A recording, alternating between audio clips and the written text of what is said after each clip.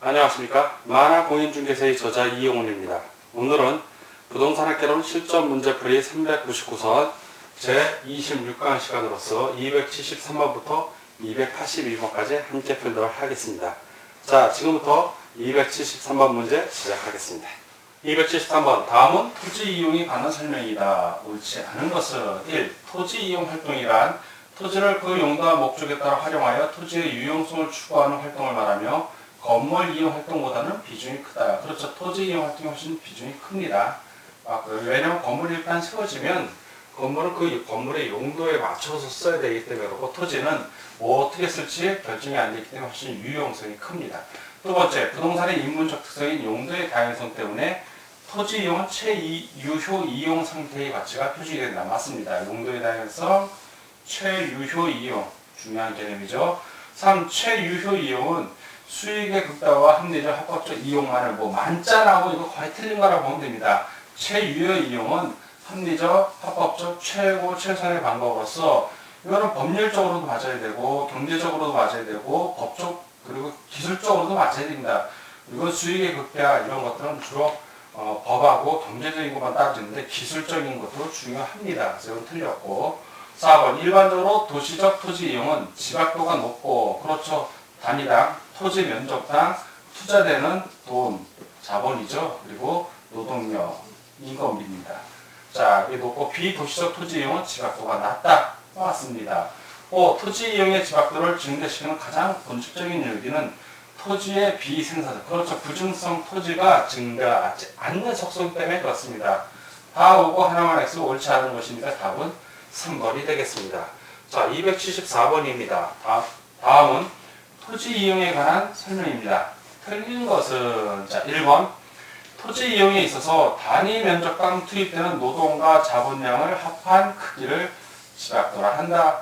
맞습니다. 정확하게 설명이 되어 있고 이 지각도가 클수록 즉 노동하고 자본이 많이 들어갈수록 생산 요소의 대체성이 큰 편이 되는 겁니다. 그렇죠. 자본으로 취하를 한다든가 하면 되니까 맞습니다. 3번 토지 이용의 지각도가 큰 경우를 지각적 토지 이용이라고 하고 낮은 경우를 조방적 토지 이용이라고 합니다. 맞습니다.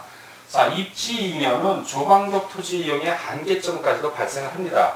지각적 토지 이용의 한계점 이상이 아니라 이거 지각적도 당연히 그 입지이용가 낮지만 조방적 토지 이용의 한계점 이상에서 발생하고 조방적 토지 이용의 한계 지점 넘어가면 입지잉여는 사라지게 됩니다. 틀렸죠. 조방적인데 지각적이라고 했으니까 5. 입지잉여가 0보다 큰 경우 입지조건 양호 0인 경우는 한계 입지 0보다 작으면 불량하게 되는 겁니다. 맞습니다. 다 오고 하나 X 틀린 것이니까 274번은 4번이 되겠습니다. 다음 275번 문제를 같이 풀도록 하겠습니다. 275번 다음은 입지잉여에 대한 설명입니다. 가장 거리가 먼 것은 1. 입지잉여란 입지 조건의 양호함 때문에 발생하는 특별한 이익을 말한다. 그렇죠. 입지잉여, 입지함으로써 얻는 이익을 말한다 생각하면 됩니다. 정확하게 설명되어 있고요. 두 번째, 입지잉여가 발생하기 위해서는 어떤 위치의 가치가 조방적 한계 입지 이상이어야 되고 또한 최유효 이용을 하여야 합니다. 맞습니다. 세 번째, 입지잉여가 좋으면 플러스, 나쁘면 마이너스, 보통은 0. 언뜻 보면 맞는 것 같아요. 여기까지 맞아요. 0보다 크다는 얘기 플러스고 0보다 나쁘다는 얘기 보통이라는 단어 안 쓰고 이건 뭐라고 그러냐면 한계 입지라고 합니다. 한계 입지에서는 입지잉여가 0이 되는 겁니다. 틀렸죠. 네 번째, 토지 이용의 지각도가 높다고 해서 반드시 입지잉여가 높은 것은 아니다. 그렇죠. 토지 이용의 지각도 자본하고 노동이 많이 투입됐다고 해서 입지잉여가 높은 건 아닙니다. 그 토지 자체가 좋은 곳에 입지하고 있어야죠. 맞는 얘기고요. 5. 토지 이용의 지각도와 입지 조건이 같은 경우라도 입지 주체가 다르면 입지잉여도 달라진다. 그렇죠. 입지 주체 사용하는 사람이 이걸 그 입지잉여를 최유효하게 이용하지 않으면 입지잉여도 달라지는 겁니다. 맞습니다. 다 오고 하나 X 거리가 먼 것이니까 275번의 답은 3번이 되겠습니다. 다음 276번 문제를 같이 풀도록 하겠습니다. 다음은 한계지에 대한 설명이다. 틀린 것은 1. 한계지란 택지 이용의 최원하고 가장 멀리 있다는 뜻이죠. 토지를 말하며 교통의 발달로 한계지는 확장된다. 그렇죠. 가장 우리가 사는 사람이 보면 요만했는데 교통이 발달하면 이게 점점 넓어진다. 이렇게 원을 그리면서 넓어지는 거예요. 범위가. 그 얘기를 한 겁니다. 맞고요. 두 번째, 도심의 지가와 한계지의 지가는 연속성이 있다.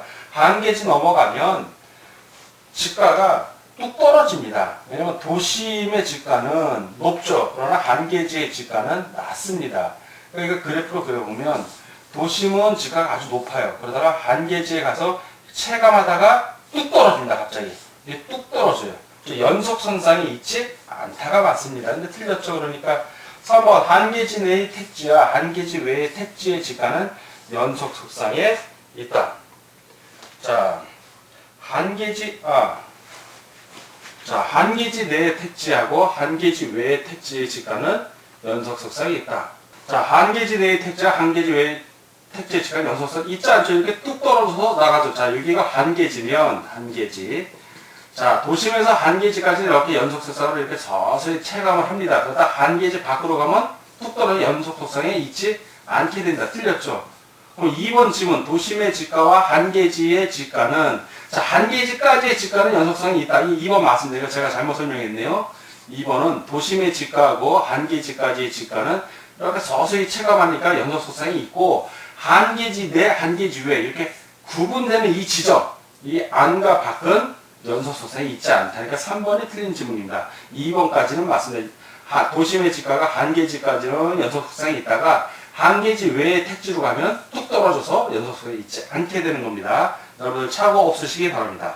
4. 자가의 한계지는 차가의 한계지. 자기 집의 한계지가 빌려 사는 집보다는 크죠. 왜냐하면 여러분들 직장이 있고 직장 주변에 임차해서 쓰는 사람의 주거지는 직장에 가까우려고 합니다. 그러나 자기 차가 있고 집이 있는 사람들은 좀 멀어도 차 타고 출퇴근하면 됩니다. 그래서 자가의 한계지가 차가 빌린 집보다는 멀리 있게 됩니다. 맞는 얘기고요.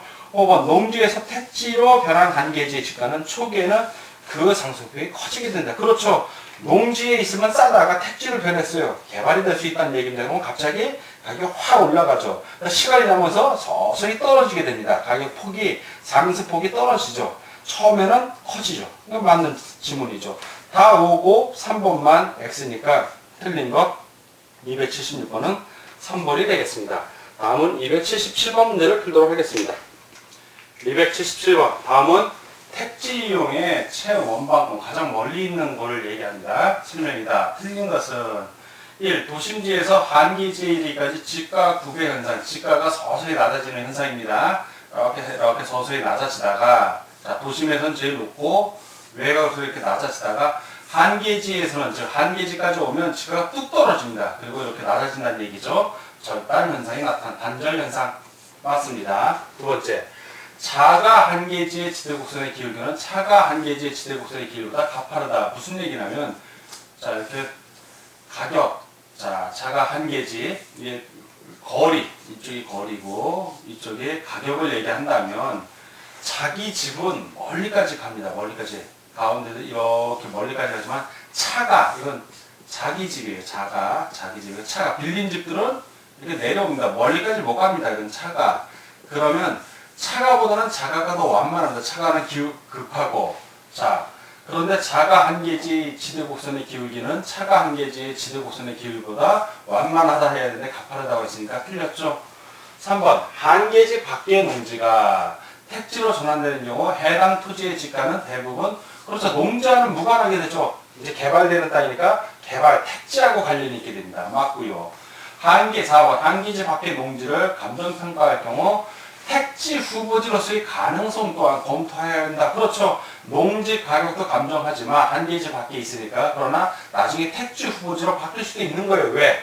택지용의 최원방권이 그 농지까지 갈 수 있기 때문에. 나중에는 시간이 지나서. 맞는 지문입니다. 5번. 한계지에서의 지가 단절 현상은 토지의 용도상의 차이 때문에. 그렇죠. 토지의 성분에는 문제가 없고, 자, 한계지로 기준 이쪽으로는 개발이 가능하다. 이쪽은 개발을 못하는 거예요. 용도의 차이가 있는 거죠. 토지는 똑같아도, 똑같은 토지라더라도 맞는 지문입니다. 다 오고 하나만 X예요. 틀린 것은이니까 답은 2번이 되겠습니다. 다음은 278번 문제를 보겠습니다. 다음은 침입적 토지 이용에 대한 설명이다. 틀린 것은 1번. 일정한 용도의 지역에 다른 용도의 토지 이용이 들어오는 것을 침입적 토지 이용이라 한다. 맞죠?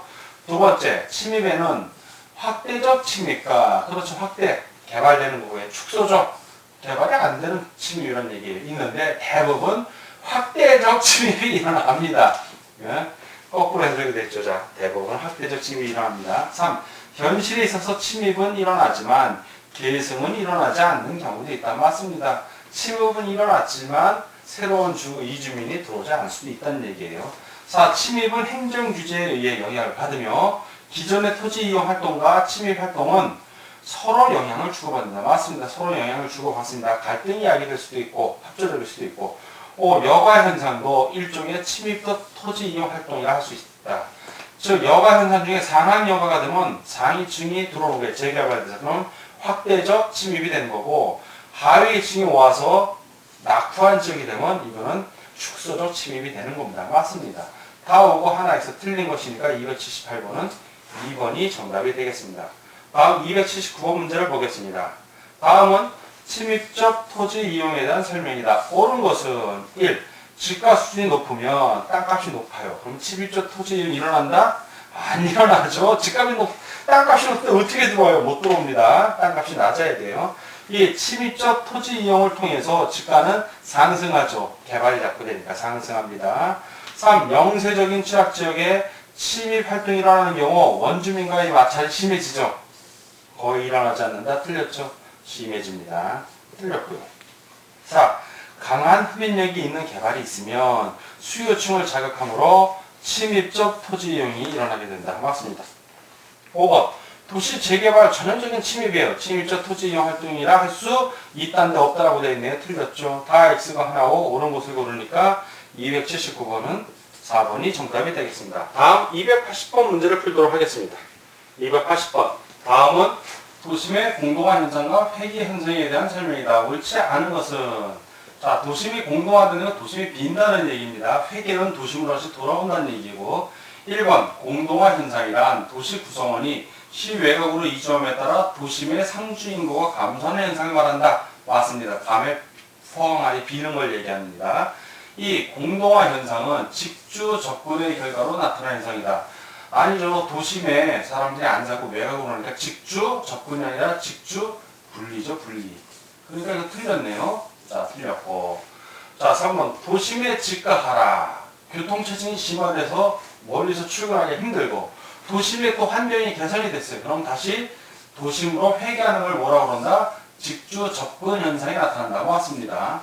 4. 도심 공고화 현상이 심할수록 도심 고동 현상, 즉 아침에 출퇴근할 때 심하게 분비는 현상을 도심 고동 현상이라고 합니다. 맞습니다. 5번. 도심의 환경이 악화되고 집가고 땅값이 높고 교통이 발달하게 되면 외곽으로 가요. 그래서 도심의 공동화 현상을 유발시킨다. 맞습니다. 다 오고 2번만 X. 옳지 않은 것을 구하는 거니까 280번은 2번이 정답이 되겠습니다. 다음 281번 문제를 풀겠습니다. 다음은 직주 분리와 직주 접근에 대한 설명이다. 옳지 않은 것은 1. 직주 분리의 원인으로는 도심의 환경이 악화되고 집가가 높고 공적 규제 그리고 교통 발달이 돼야 됩니다. 근데 교통 체증 심하면 오히려 직주 접근이 되죠. 이거는 틀렸네요. 1번 틀렸고 2번 직주 분리란 직장은 도심에 두고 집은 도시 외곽에 두는 현상을 말한다. 맞습니다. 3번 직주 접근이란 직장과 주거지를 가까이 두려는 현상으로서 회귀 리턴 현상이라고 한다. 맞고요. 4번 직주 분리 현상으로 도심의 상주 인구가 감소하는 도심 공동화 현상이 나타난다. 맞습니다. 5번 직주 접근의 원인에는 도심 환경 개선, 집가 하락, 그리고 교통 체증이 심하니까 자꾸 직장 근처로 올라갑니다. 맞습니다. 다 오고 하나만 X. 옳지 않은 것이니까 281번은 1번이 정답이 되겠습니다. 다음 282번 문제를 풀겠습니다. 282번 스포럴 현상이란 이게 불규칙한 발전을 얘기죠. 일명 개구리 띠뛰기식 발전이라고 합니다. 개구리가 어디로 뛸지 모르기 때문에 불규칙 무질서 발전이라는 뜻이에요. 설명에 틀린 것은 1. 스포럴 현상이란 도시가 무질서하고 불규칙하게 성장하는 현상을 말한다. 정확하게 설명하고 있죠. 두 번째, 스프롤 현상은 도시를 중심으로 주거 지역에서 일단 일어납니다. 왜? 시골에 있는 사람들이 많이 들어오기 때문에. 우리나라 60년대 도시 발전 현상이 스프롤 현상이었습니다. 자, 그리고 상업지역 또는 공업지역에서 일어난다. 맞는 얘기입니다. 3. 스프롤 현상은 토지의 최유효 이용을 어렵게 합니다. 공고히 하는 게 아니라 어렵게 해요. 틀렸고. 4. 스프롤 지역은 집적의 불이익을 유발한다. 너무 많이 모여서 답답한 거예요. 사람들 살기가. 환경이 안 좋고. 맞습니다. 5번. 스프롤 현상은 간선 도로망을 따라 나타나기도 한다. 그렇죠. 중요한 도로망을 따라서 이동하기가 편하니까 그 도로망을 따라서 나타나기도 합니다. 다 보고 하나만 X 틀린 걸 고르니까 282번은 3번이 정답이 되겠습니다. 수고하셨습니다. 지금까지 우리 문제풀이 같이 했는데 273번부터 282번까지 푸느라고 수고 많으셨습니다. 자, 오늘 문제 푸느라고 수고하셨고 다음 시간에 뵙겠습니다. 감사합니다.